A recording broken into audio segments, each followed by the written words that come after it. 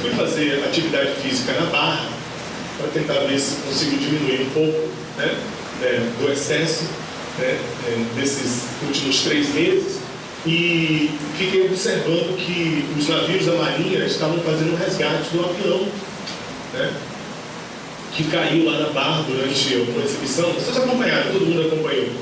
E veja que coisa muito curiosa, né? Enquanto eu observava, parei um pouco, e até no equipe da TV estava lá filmando, parei para conversar um pouco com eles, e fiquei vendo toda aquela mobilização para a retirada do avião do mar. E me veio uma intuição tão poderosa, pessoal. Vou compartilhar com vocês que a intuição não tem nenhum compromisso com a verdade, foi apenas um pensamento que me veio, e eu vou compartilhar com vocês aqui. Ali naquele mesmo local onde o avião caiu, em 1688, aconteceu o maior naufrágio da história colonial brasileira. Ali chama-se ali um banco de areia chamado Banco de Santo Antônio.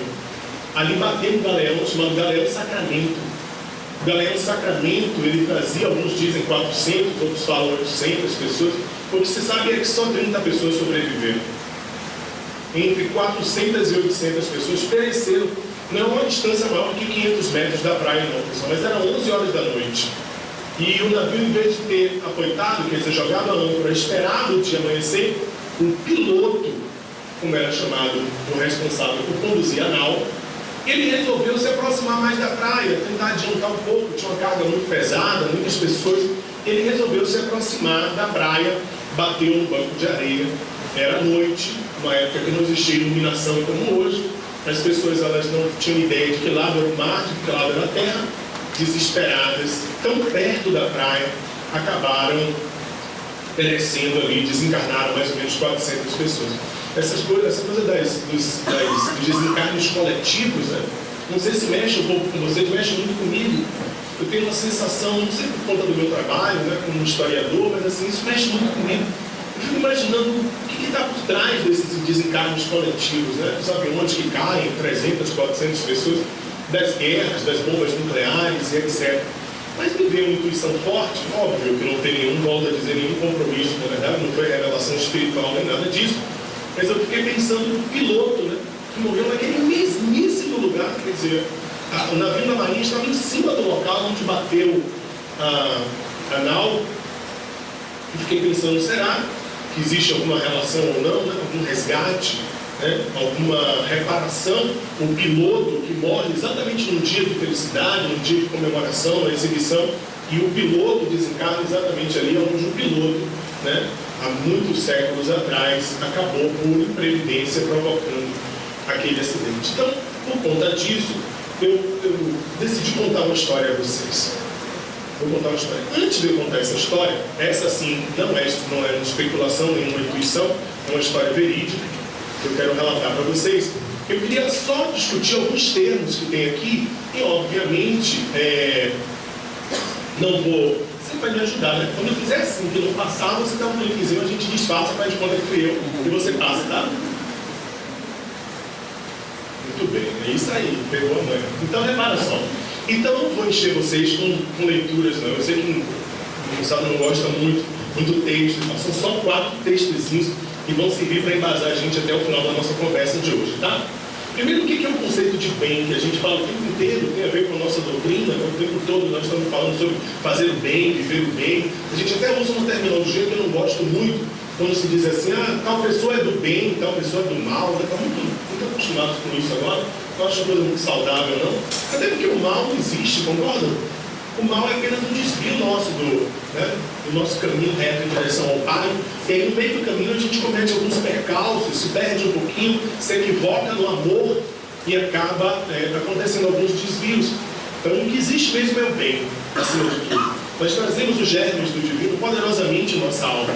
Nós somos filhos do Pai Celestial. A gente que não se convenceu, não entendeu isso ainda. Mas nós somos verdadeiramente filhos do Pai. E por conta disso, às vezes a gente esquece dessa nossa relação com a divindade e a gente se atrasa um pouquinho no caminho. E por conta disso é que o bem nem sempre se manifesta da plenitude que deveria se manifestar em nossa vida. O bem é tudo o que é conforme a lei de Deus. E o mal é tudo que desta se afasta. Então a gente chama de mal porque a gente não tem outro termo. Então a gente chama de mal. Assim, fazer o bem é conformar-se à lei de Deus. Fazer o mal é infringi-la, se afastar dela. Então, toda vez que a gente se afasta da lei de Deus, né, que é o caminho reto mesmo, o processo evolutivo que vai nos conduzir ao nosso encontro definitivo com o Pai novamente, né, aí a gente tem que caminhar por um caminho que seria, assim, digamos assim, alternativo. O primeiro passo desse é o que se chama de arrependimento. A Igreja Católica, ela propagou muito o termo penitência, daí vem a palavra penitenciária, né? Que é assim, a penitência, que é o reconhecimento do erro. Kardec, em momento nenhum, nas obras básicas, usa esse termo penitência, mas usa várias vezes o termo arrependimento. Arrependimento é o primeiro de todos os momentos da constatação de que nós demos um passo fora daquela linha reta, daquele caminho. Sabe quando a gente fala com jovem, com criança que pega pela orelha, não, se faz isso não, né? Não se faz mais. Agora tudo politicamente errado. Não pode bater a criança, não pode assustar a criança mais, pode dar cadeia, viu, pessoal? Quando eu lembro, né, minha mãe era para estar cumprindo prisão perpétua. Porque eu apanhei, pessoal, não tem ideia, mas hoje não pode tocar o dedo mais, tá certo, é isso mesmo, a evolução dos tempos. Bom, é melhor a mãe bater, a senhora acha, né? Olha, ela que está dizendo, viu, pessoal, não sou eu. É melhor a mãe bater do que a polícia, eu acho que é melhor ninguém bater, né? É mesmo, tá certo. Eu não vou falar isso publicamente, não, mas eu acho que um tapinho, um beliscão, um puxão de orelha. Mas às vezes, quando a gente pegava antigamente, que ninguém faz mais isso, quando você pegava a criança pela orelha, né? Dizia assim, o caminho reto, você tem que se comportar, né?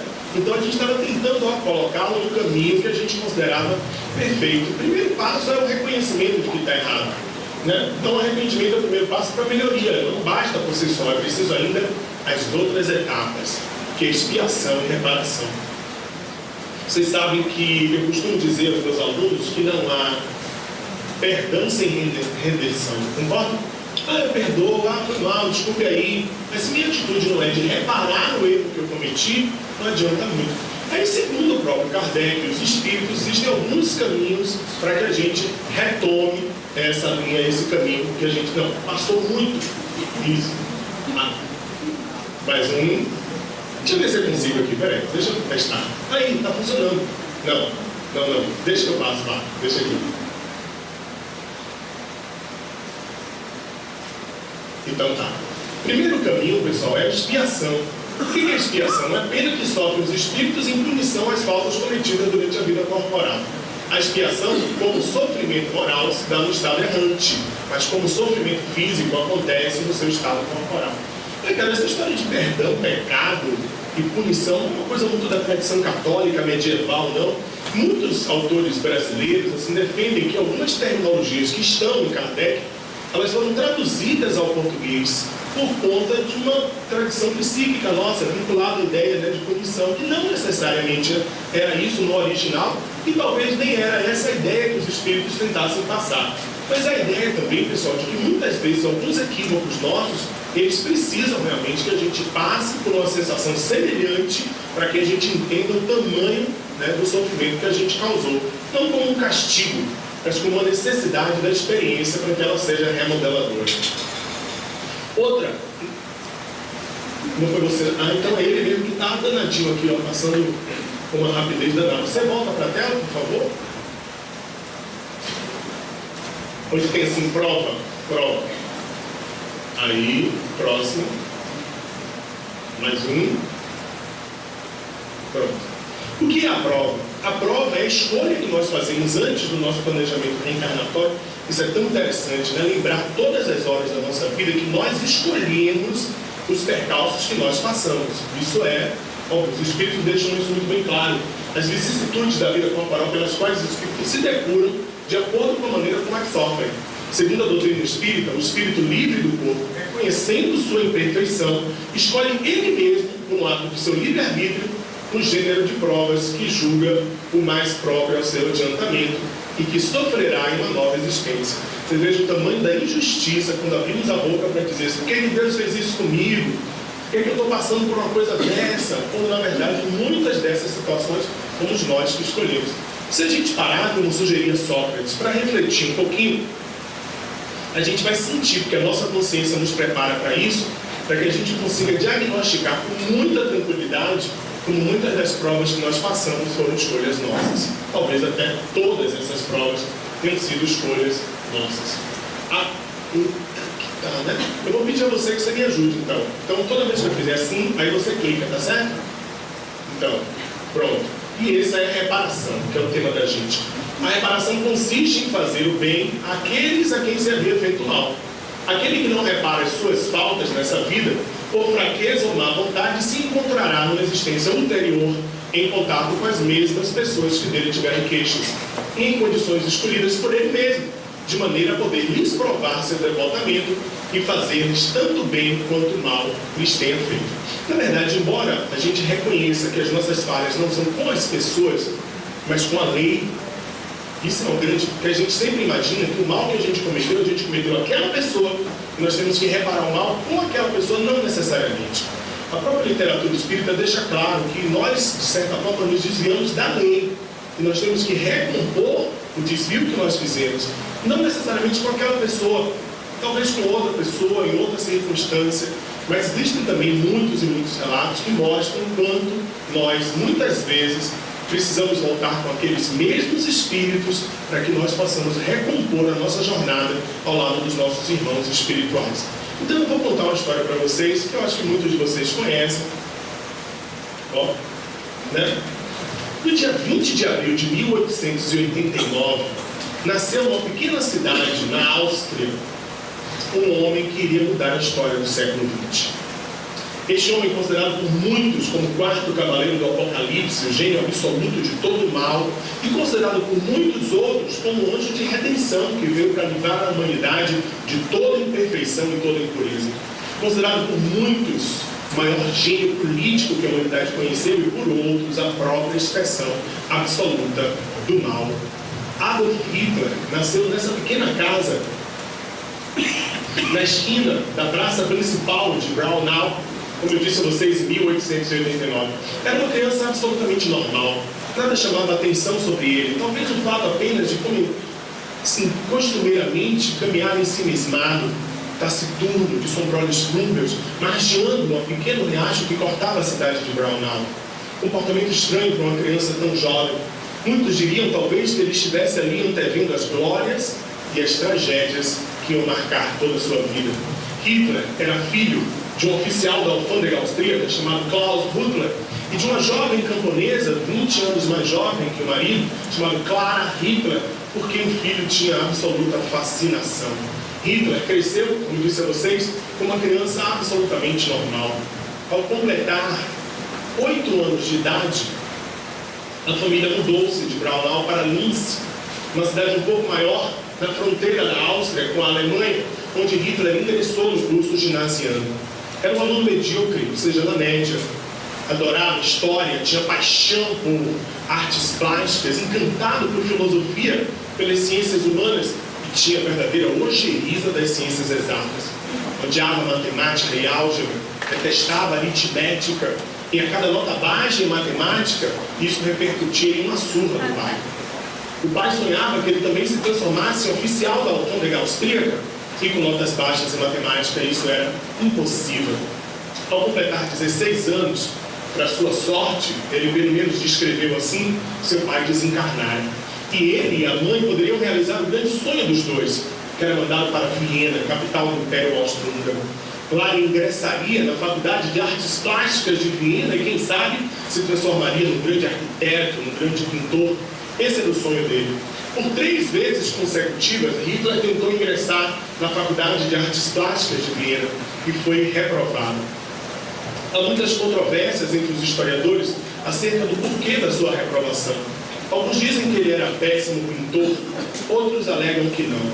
Há uma história que conta que Hitler, ao ingressar na faculdade, ou tentar ingressar na faculdade, alguns professores alegaram que a sua reprovação não foi por incompetência. Ele pintava muito bem, seus quadros eram quase perfeitos, suas aquarelas, que hoje são negociadas a altos valores no mercado negro da internet, para simpatizantes do antigo líder nazista, elas são absolutamente interessantes, artisticamente interessantes. Mas, segundo consta, em nenhuma delas, mesmo quando exigido pelos professores, ele representou sequer uma figura humana. Ao saber disso, Hitler colocou suas aquarelas debaixo do braço e seguiu adiante, pessoal, para nunca mais voltar ao prédio da Faculdade de Artes Plásticas de Viena. Logo depois de um período como mendigo nas ruas da capital austríaca, ele se dirigiu até Munique, na Alemanha. Ele conta na sua autobiografia que tentou uma carreira artística. Outros dizem que ele foi pintor de paredes, ajudante de pedreiro, mas o que se sabe é que foi neste momento que aos poucos ele começou a revelar os seus dons políticos. Fala-se de um homem muito magro que subia em cima das mesas das cervejarias e fazia discursos inflamados, radicais a favor de uma nova Alemanha que tinha acabado de passar por um processo de unificação. Defendia um país forte, unificado, a rejeição a toda e qualquer forma de manifestação que não fosse ariana, branca, germânica. Foi nesse período que Hitler ingressou no exército alemão. Essa é uma foto, pessoal, muito interessante, não sei se vocês já viram. Alguém bateu uma foto no meio da multidão na hora que o Kaiser Guilherme anunciava ao mundo de que a Alemanha declarara guerra à Rússia, dando início à Primeira Guerra Mundial. Ele próprio, anos depois, se identificou e disse: "Este sou eu. Neste dia eu me ajoelhei e agradeci aos céus por estar vivo. A chance de lutar na guerra, de matar os inimigos da Alemanha." Alistou-se no exército alemão. Foi recusado por 6 vezes consecutivas. Era muito magro, não tinha nenhum treinamento militar e ainda por cima era austríaco. Depois de muita insistência, Hitler conseguiu ser aceito no exército alemão. Ele lutou como estafeta. Estafeta era o equivalente a um oficial da alfândega do exército, um suboficial. A função dele era levar cartas, levar informações entre os vários oficiais, entre as várias trincheiras da guerra, da Primeira Grande Guerra Mundial. Mas Hitler acabou virando herói de guerra. Ele resolveu, se esgueirando em meio aos bombardeios inimigos, salvar 8 companheiros que estavam presos dentro de uma trincheira. Saiu da guerra ferido, mas aos poucos a vida política dele foi se transformando numa saga de crescimento e glória. Em 1932, Hitler se candidata a presidente da República da Alemanha, aliado ao chamado Partido Nacional Socialista dos Trabalhadores Alemães, ou Partido Nazi. Ele perde a eleição, mas em 1933 é convidado para ser chanceler da Alemanha, o equivalente a primeiro-ministro. Em 1934, para desespero do mundo, o presidente da Alemanha morre, Hindenburg, e Hitler, ele, depois de uma articulação política, consegue se transformar no Führer da Alemanha. Esse é um dos discursos mais famosos de Hitler, em Nuremberg, no chamado Dia da Raça. O Dia da Raça era o dia que se comemorava a glória ariana acima de todos. Existia nesta multidão um jovem oficial chamado Rudolf Höss. Rudolf Höss descreveu anos depois que naquele dia ele entendeu o significado da vida dele. Rudolf Höss, ele se transformaria anos mais tarde no chamado açougueiro de Auschwitz. Ele disse, logo depois de ter presenciado o discurso de Hitler para milhões de pessoas em Nuremberg, ele disse: "Eu encontrei o caminho da minha felicidade, a construção do Estado germânico." Anos mais tarde, em plena guerra, Rudolf Höss se transformou, pessoal, no principal algoz de todos os judeus que acabaram morrendo no campo de Auschwitz. Ele foi o criador da chamada Câmara de Gás. Rudolf Höss é esse aqui, com o cabelo cortado, como se chamaria hoje de moicano, e foi ele que teve a ideia, e depois se vangloriou muito por isso, de criar as câmaras de gás. A ideia era interessante do ponto de vista técnico. A ideia era usar um gás chamado Zyklon. O Zyklon era um agrotóxico que era usado nas plantações da Alemanha na época, e ele teve a ideia de misturar Zyklon com óleo diesel e colocar em motores de avião e bombear as descargas dos motores de avião para dentro das câmaras de gás. Isso provocava uma reação química que gerava o cianeto, irrespirável. É um gás pesadíssimo que começa vindo de baixo e atingir o teto das câmaras de gás. Auschwitz, Birkenau, Sobibor e outros campos acabaram copiando o modelo criado por Rudolf Höss. O Zyklon misturado com óleo diesel era mortal. Dentro de cada câmara de gás cabiam em torno de 238 a 245 pessoas. Quando as câmaras eram abertas, a imagem era de um horror absoluto. Embaixo, os mais velhos. Em cima, os mais jovens, mais fortes. Como o gás espesso vinha de baixo para cima, os mais fortes acabavam galgando em cima dos mais fracos, dos idosos, das crianças, tentando desesperadamente atingir o teto das câmaras para tentar sobreviver. Rudolf Höss acabou sendo preso, foi levado e julgado no tribunal de Nuremberg, que julgou os criminosos nazistas após a Segunda Guerra Mundial. Ele repetiu que estava cumprindo ordens. Alguém perguntou, um dos juízes perguntou a ele, por que ele fazia isso? Ele disse, porque aquilo era a minha suprema felicidade. Imaginar que eu estava contribuindo para a construção do Estado nazista. Pausa. Ele acabou executado pelo tribunal de Nuremberg, um cadafalso, numa forca que ele próprio tinha mandado construir, em que ele executou centenas e centenas de judeus no campo de concentração de Auschwitz. Ele falava sobre a felicidade, sobre a busca da felicidade. Na concepção de Rudolf Höss, a felicidade estava em cumprir as ordens vindas do Führer e exterminar a raça inferior à raça judaica, entre tantos outros que morreram nos campos de concentração. É bom a gente lembrar que não foram só judeus.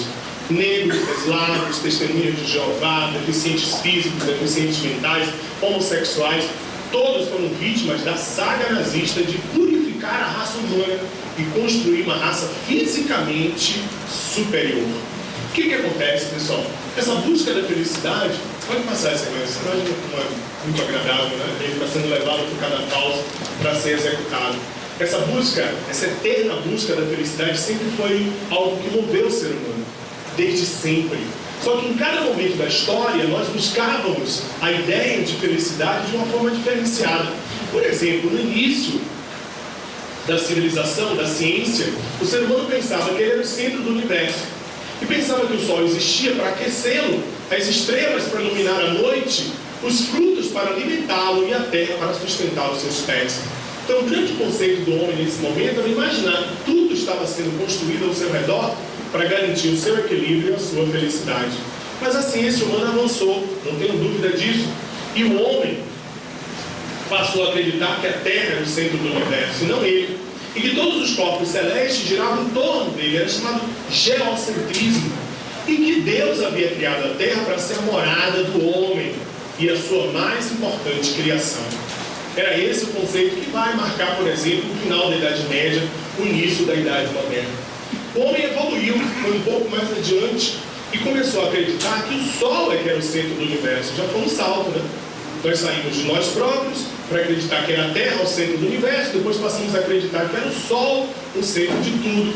E o grande salto que nós vamos dar, indubitavelmente, é que vamos descobrindo aos poucos a nossa pequenez diante do universo. Não a pequenez da nossa estatura, mas a grandeza que nós temos em sermos cada dia melhores, cada dia mais evoluídos, de aprender e de conseguir, na esteira dos milênios, ver cada vez melhor e cada vez mais longe. Vocês têm essa sensação hoje? Eu tenho certeza absoluta, vou dizer a vocês, eu tenho certeza de que a Revolução Silenciosa ela já começou. Nós vivemos reclamando muito da situação que a humanidade vive.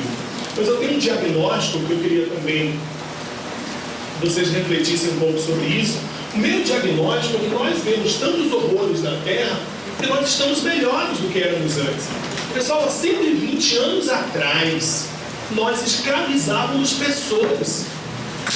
Nossos avós ou eram escravos ou eram senhores de escravos. Vocês já pensaram nisso?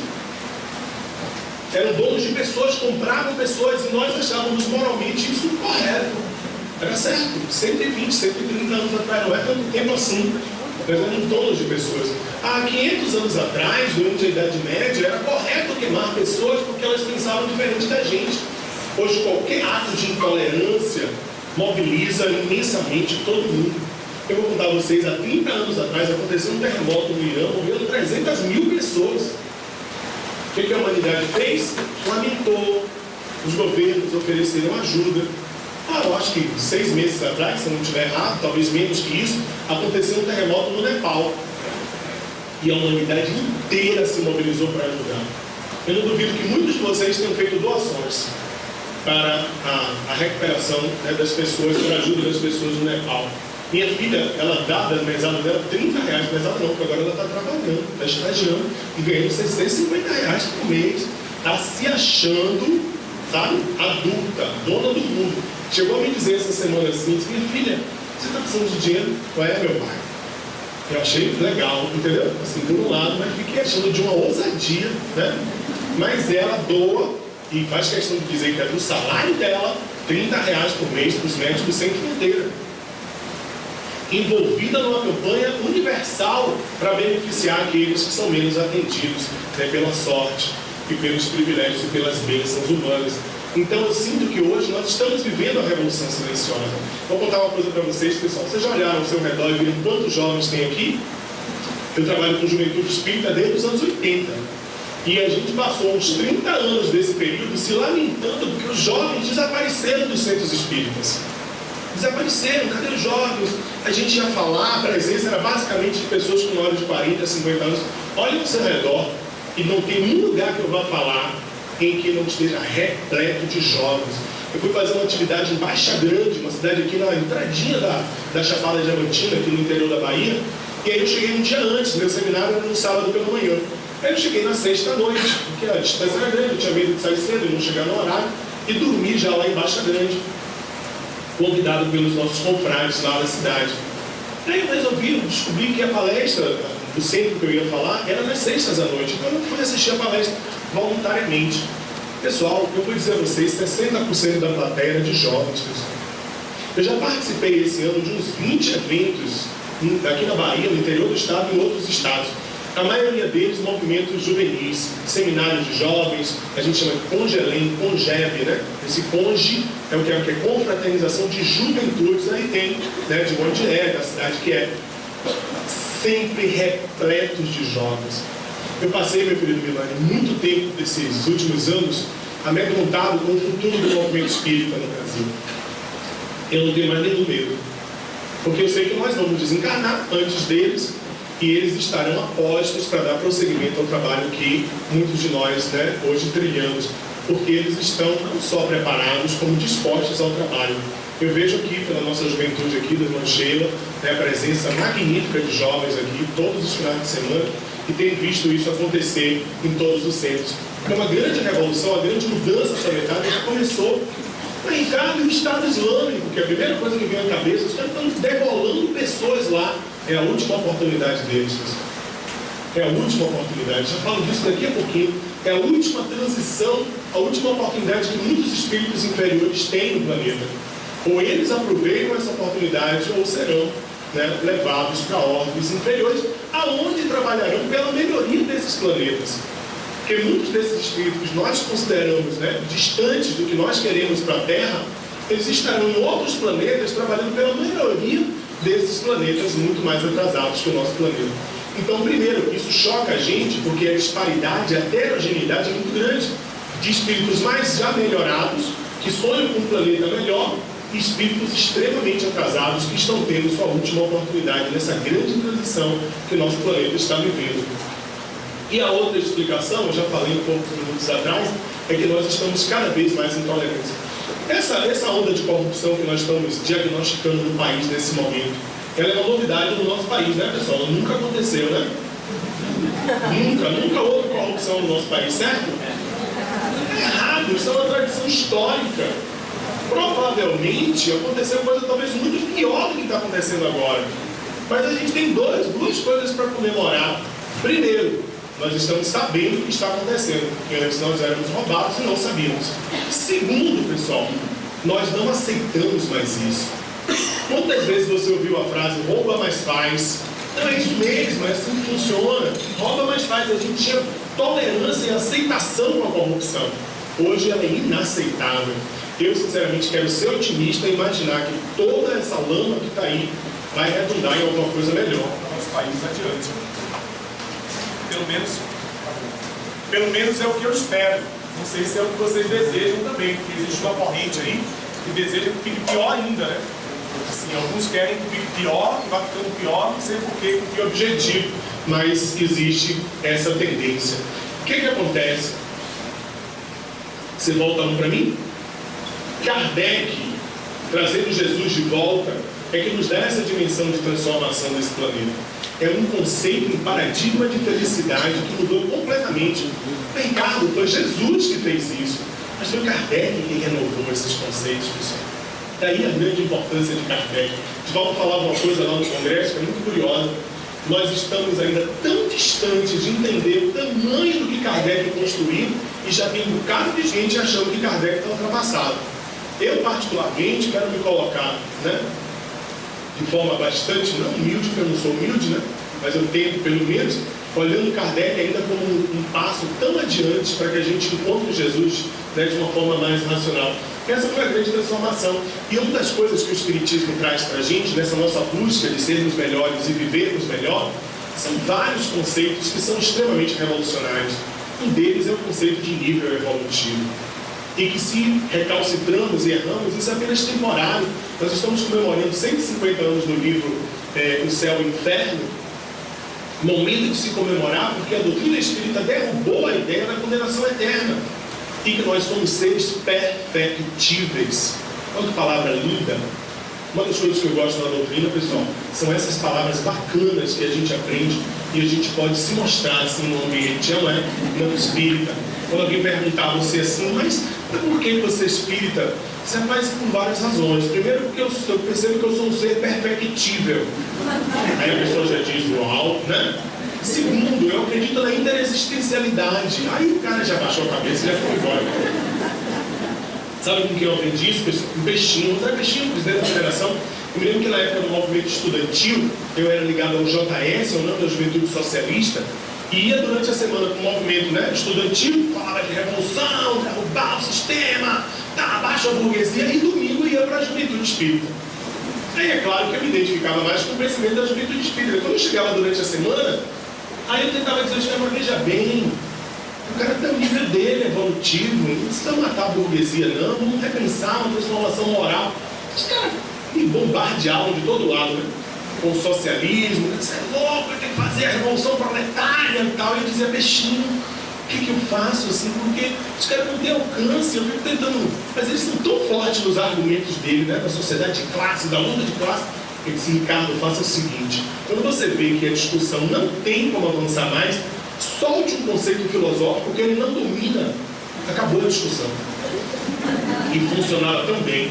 Quando o cara dizia, não, porque a gente vai botar a burguesia no paredão e tal. Eu disse, rapaz, veja bem, dentro de uma visão paligenésica, a gente tem que entender os processos existenciais, dentro de uma concepção hermenêutica, vai levar-nos a entender que o mundo está em processo de perfeição gradual. Cara, virava e saía, né? E eu ganhava a discussão assim, ganhei várias discussões assim. Então nós somos seres perfectíveis, somos fadados à felicidade. Não tem jeito, sabe? Nós seremos felizes. Nós seremos felizes. Isso é inevitável. E todas as agruras, elas são temporárias. Durante o processo longo de doença de meu pai passou 200 dias na UTI, pessoal. Foi um período muito doloroso para a família inteira. Uma doença crônica. Aí eu chegava, ele via minha tristeza, né? Nesses 200 dias, eu estive os 200 dias com ele. Uma boa parte desses 200 dias, passei a noite com ele. E no outro dia, 7 horas da manhã, eu estava na sala de aula. Ali a gente viu, nesses momentos que a gente viu o quão forte nós somos, né? Para suportar situações como essa. E quando ele via minha tristeza, assim, nos meus olhos, ele olhava para mim e dizia, meu filho, tudo passa. Tudo passa. E repetia isso, né? Tudo passa. Passou, né? Passou com o desencarne dele, mas passou. No sentido de que toda a agrura, ele está aqui, não estou sobrevivendo. Eu imaginava que ia ser tão difícil superar meu melhor amigo, a pessoa com quem eu tinha mais, né? E é tão bacana isso, né? A doutrina é tão maravilhosa que ele, a primeira comunicação dele, no nosso mediúnica lá na mansão, ele não conseguiu falar, né?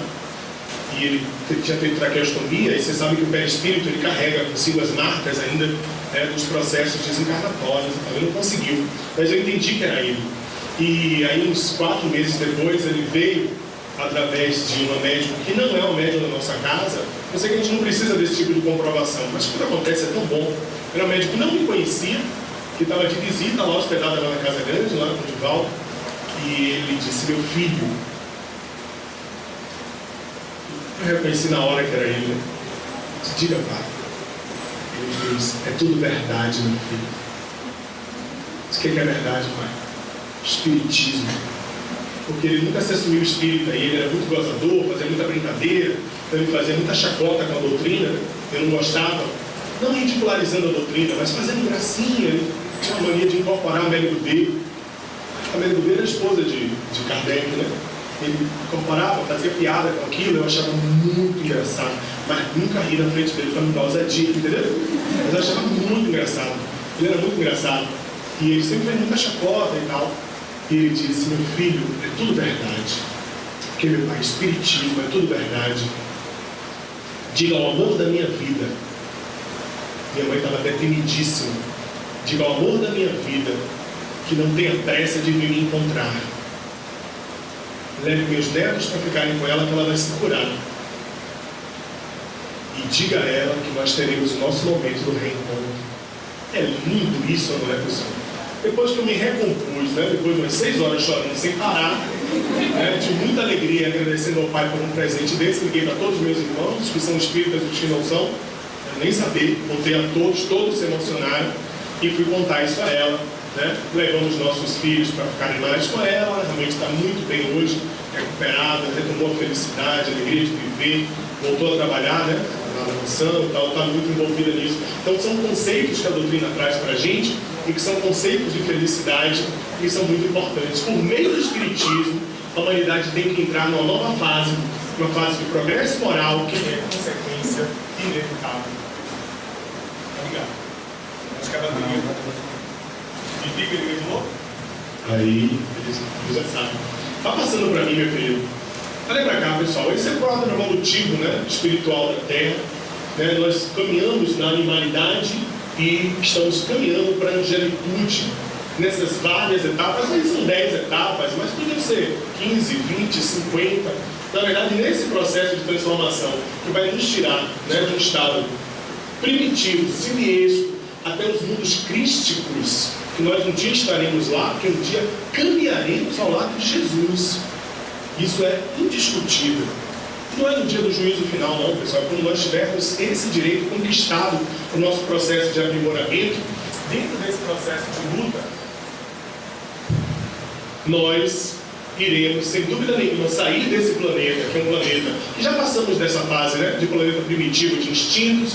Estamos num momento, num planeta avançado de sensações, mas nós queremos chegar mesmo aqui, ó, um planeta aprimorado, em que vão, né, vincular-se os sentimentos, que é a grande marca. E para a gente sair desse planeta de provas e expiações, para alcançar esse planeta, que é um planeta mais aprimorado de regeneração, tem um grande ingrediente nesse processo. Qual é? Pode parecer piegas como for, mas não tem outro caminho. É o amor mesmo. Esse ingrediente é o grande paradigma de Jesus. O que Jesus trouxe de mais revolucionário foi o paradigma do amor. Porque antes dele, Moisés, né, e os judeus conclamavam a ideia da justiça pelo olho por olho, dente por dente. E o que ele trouxe foi a ideia do amor, do perdão, da caridade, do encantamento por uma possibilidade de transformação, em que o amor se transforma nesse elemento crucial, né, que vai fazer com que a gente possa definitivamente caminhar para um planeta melhor. Eu desejo muito, pessoal, né, estar aqui neste planeta quando a gente viver a experiência de um planeta melhorado. Isso é uma escala, ó, eu gosto dessa escala porque ela é interessante, em que ela apresenta, dê mais um para mim, por favor, os 5 níveis, né, evolutivos do planeta: o planeta primitivo, do qual nós já ultrapassamos, o planeta de provas e expiações, que nós estamos, o planeta de regeneração, o planeta feliz, finalmente o planeta puro. Eu consigo imaginar isso aqui, ó. Eu não tenho a menor ideia, pessoal, da minha inteligência nesse momento, de como deve ser um planeta feliz. Como é feliz? O pessoal não tem nenhuma preocupação sequer. Ainda pelo planeta puro, eu não tenho a menor ideia, nem quero imaginar isso agora. Se a gente puder, através do amor, né, a gente partir para um planeta de regeneração. Nós estamos aqui, ó, vamos dizer que são 5 séries, né?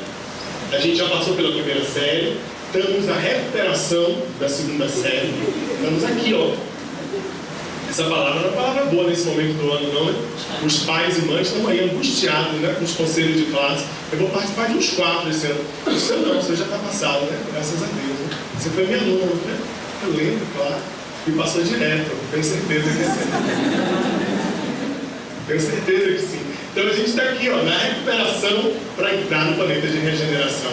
Eu sempre brinco com meus meninos assim, dizendo que por conta da história, né, a gente não consegue ver o passado. Porque o passado a gente só vê através dos professores de história, dos livros, dos filmes, mas o futuro a gente consegue ver. Como? Basta esperar, né? E para que esse futuro que a gente deseja chegue mais rápido, a gente vai precisar, né, acelerar nosso processo de transformação, amar mais, pessoal, elaborar mais, trabalhar mais, para que a gente encontre esse caminho, fazendo esse fluxo mágico, né, da evolução intelectual, que o planeta está numa velocidade impressionante. Quem imaginava 30 anos atrás? Eu me lembro que para ligar para minha namorada na época, minha atual esposa, eu tinha que comprar um negócio de chumbo redondo assim, chamado ficha. Ficha de telefone. Vocês não lembram disso, né, pessoal? Mas eu lembro, eu assumo meus 49 tranquilamente. Era uma ficha assim de chumbo. E a pessoa dava dinheiro para comprar uma. Aí quando ligava, só tinha 3 minutos, viu? Aí quando você ligava, aí minha sogra dizia assim, e ela saiu. Você liga daqui a pouco? Como eu ia ligar? Você só tinha dinheiro para comprar uma ficha por dia, né? Hoje a galera fica aí, né? WhatsApp em cima. Era uma coisa que era ficção científica nos anos 60. Quem gosta de Jornada nas Estrelas, Star Trek, lembra que quando o Capitão Kirk abria aquele comunicador e falava para a Enterprise, né? A teletransportar, você dizia, rapaz, daqui a uns 500 anos vai ser assim. Não tem 40 anos isso, né? Então a evolução intelectual é muito rápida, mas a evolução moral, o pessoal não está caminhando no mesmo processo. Nós precisamos, né, adiantar isso. Eu fiz uma pausa, não foi? Alguns minutos atrás, falando de Rudolf Hess. Vou contar uma coisa para vocês. Quando aconteceu a tragédia da Boate Kiss, eu estava no Rio de Janeiro. E aquilo me impactou de uma forma inacreditável. Porque eu ficava pensando, meu Deus, são meus meninos ali, são meus jovens, são meus alunos. São os meninos das juventudes espíritas, assim, aquela faixa, né, universitários, secundaristas. Eu fiquei tão abalado com isso que eu pedi, assim, disse a minha esposa, olha, a gente está no meio das férias, mas eu vou para Santa Maria. Mas por que você vai? Eu vou, porque eu preciso ir, eu tenho que estar lá. Eu quero me sentir colaborando de alguma forma, né? Assim, participando daquilo, acho que os pais estão precisando e tal. Cheguei a comprar a passagem para ir, né, deixar elas ali no Rio e ir para lá, para Santa Maria, para acompanhar aquele processo. Eu fiquei muito abalado, muito. Como poucas vezes eu fiquei na minha vida. Eu sei que elas me convenceram, né? Minha esposa, minha filha, me convenceram a não ir. E ela disse, mas você não vai contribuir muito, a gente vai ficar aqui sozinha. Poxa, faça aquilo que você pode fazer daqui, ore, né? Contribua e tal. Mas eu continuei ainda muito angustiado.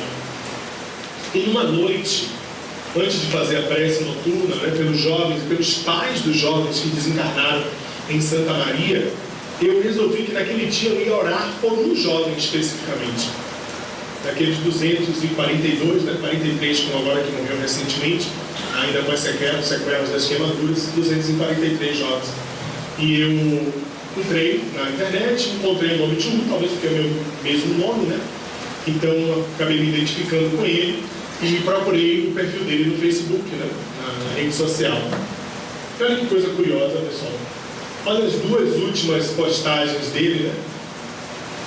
Uma é essa música do Eric Clapton, que é um guitarrista famoso e tal, foi considerado um dos maiores guitarristas de todos os tempos, e essa música Outro Lado. Depois dá uma olhadinha na letra, né? Meu amor que partiu, eu continuo sentindo você do meu lado. Interessante. E a outra postagem dele, olha pra cá, 18 de janeiro, pessoal. O espiritismo e o materialismo são como dois viajantes que caminham juntos, partindo de um mesmo ponto e chegando até certa distância. Um deles diz, não posso ir mais longe. Quem é que diz que não pode ir mais longe? Materialismo ou espiritismo? Materialismo. Por que essa postagem é interessante? Porque por mais fé que eu tenha, por mais crença na justiça divina, eu me perguntava o tempo inteiro assim, por quê? Não questionando a justiça de Deus de jeito nenhum, mas uma necessidade íntima de entender por que uma tragédia como aquela tinha acontecido. Os meninos no início da vida, né? Num país como o nosso, necessitando tanto da juventude preparada, universitários, inteligentes. E eu ficava me perguntando por que, pai, né? Porque, não questionando, mas com uma angústia íntima em relação a isso. Olha o que o Ricardo postou. O espiritismo e o materialismo são como dois viajantes que caminham juntos, partindo de um mesmo ponto, chegando a uma certa distância. Um diz, não posso ir mais longe. O outro continua a sua rota e descobre um mundo novo, que é o espiritismo. É chamado de louco. Cristóvão Colombo não foi também tratado como louco? Quantos de nós já fomos chamados de loucos porque tentamos dar uma explicação que não parece lógica para muitas pessoas em função de fenômenos que acontecem ao nosso redor? Quanto a história não conta desses loucos sobrinhos que fizeram a humanidade avançar, aos quais se traçam coroas depois de se lhes ter atirado lama, né? Ter jogado lama. Vou contar a vocês, naquela noite, quando eu fechei os olhos, eu não dormi. Eu fui arrebatado rapidamente até a cidade de Santa Maria e vivi uma das experiências mais impressionantes dessa minha presente encarnação. Desdobrado, fui até Santa Maria, trabalhei a noite inteira junto aos pais e aos jovens desencarnados. A minha lembrança do que aconteceu é a mesma lembrança que eu vou ter de ter olhado vocês hoje aqui nessa noite tão especial, que eu guardarei na minha memória, né, com muita felicidade. Eu trabalhei nos galpões, foram construídos como se fossem grandes tendas de lona, montadas em volta da Boate Kiss, onde eram recebidas durante a noite, durante aquele processo, eram recebidos os jovens recém-desencarnados e os pais durante o sono. Isso me chamou muita atenção. Principalmente os pais. Eu percebia que muitos jovens já estavam em estado de consciência, enquanto que os pais ainda em estado muito desesperador. Trabalhei durante uma noite inteira. Fiz funções simples, como, por exemplo, sentar ao lado de macas onde eu acompanhava o processo de desligamento desses jovens. Foi uma experiência extremamente clara para mim. Ao final dessa jornada, alguém me tocou no ombro e disse, é hora de você voltar. Queremos lhe agradecer, mas é hora de você voltar. Eu saí de uma dessas barracas e um ser de luz, né, uma entidade muito luminosa, da qual eu não conseguia registrar a face, se dirigiu a mim e disse, obrigado, professor. Achei curioso me chamar, né, como normalmente as pessoas me chamam. Muito obrigado, professor. Eu disse, eu que agradeço pela oportunidade do trabalho. E ele disse, você acredita na justiça de Deus? Eu disse, acima de todas as coisas. Ele disse, mas você tem dúvidas. Eu disse, não tenho dúvida da justiça de Deus, mas queria entender racionalmente, porque a nossa doutrina é uma doutrina de revelação através da razão. Eu queria entender. E ele me tocou no ombro, na testa. E eu fiz uma regressão. Sabe quando você rebobina um filme? Eu tive uma sensação como essa e voltei para uma câmara de gás. E vi as portas da câmara de gás se abrirem. E vi lá dentro 240 e poucas pessoas mortas por cianeto, o mesmo veneno que matou os jovens da Boate Kiss. E vi os jovens, os corpos amontoados da mesma forma que os bombeiros encontraram os jovens depois que foram abertas as portas da boate. As meninas embaixo e os rapazes mais fortes em cima. Naquela hora eu entendi. Entendi a força do amor daquele ato de reparação de erros do passado. Entendi que aqueles jovens de origem germânica, provavelmente vinculados aos atos horrorosos que marcaram os campos de concentração, no momento de resgate profundo, imagina o trabalho da espiritualidade para reunir aqueles jovens naquele dia, naquele horário, naquele momento, para que o resgate fosse coletivo e ensinasse muito a gente sobre a justiça de Deus, sobre provas, expiações e reparações. Eu tenho uma intuição. Não foi uma informação que foi me dada, mas eu acredito que Rudolf Hess hoje caminha pelas ruas de Santa Maria, depois de ter perdido seus filhos. Ele hoje recupera-se de um equívoco do passado. Quem sabe liderando movimentos lá na cidade, dos pais, dos jovens, quem sabe participando de um processo que ele escolheu para reparar profundos equívocos do passado. Que Jesus os abençoe, né? Que Jesus dê a paz a todos nós. Muito agradecido pela generosidade de vocês de me ouvir. Uma boa noite a todos vocês.